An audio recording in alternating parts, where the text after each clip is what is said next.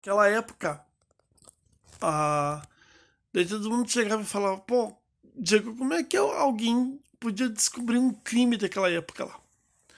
Porque é o seguinte, lembre-se que naquela época poucos crimes ocorriam, muito pouco.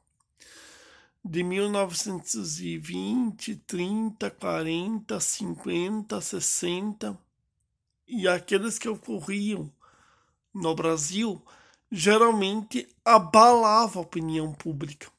Por quê?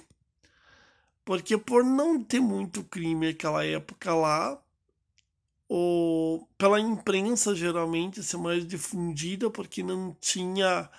Naquela época não tinha Veja, não tinha Época, não tinha História, não tinha essas revistas. Não tinha.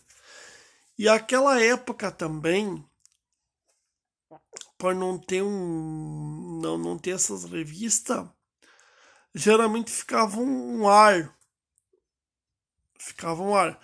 Eu, quando me deparei com o crime da Sacopan em 1950 e o caso da Dana em 1960, eu ficava abismado e assistia esses crimes. Por quê? Porque eu não era nascido naquela época. E naquela época ocorreu crimes terríveis. Até 1960, 70, por aí.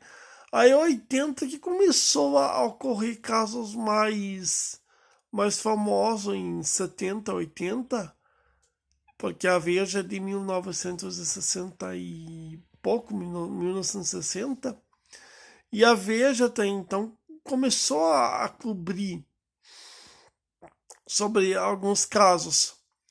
E de 2000 e de 2000 a 2022, ficou mais. Agora eu consigo acompanhar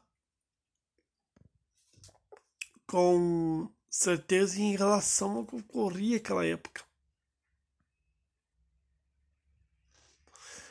E alguns crimes me chamaram a atenção, como a questão, o crime da Galeria de Cristal, e eu me deparei com o crime da Galeria de Cristal na Veja. Me deparei. Por isso que eu decidi começar a tramar, porque eu peguei informação dos últimos anos, aí eu decidi começar a planejar, falar sobre um pouco sobre investigação do século 20 a 21, ou seja, 1900 a 2022. Comecei a preparar, comecei a planejar e até eu fui meses planejando, até porque desde que eu criei o canal, porque podia ter criado ainda o canal ainda no início do ano, que eu já estaria já com o canal bem bombando, mas tudo bem, não vem o caso não. E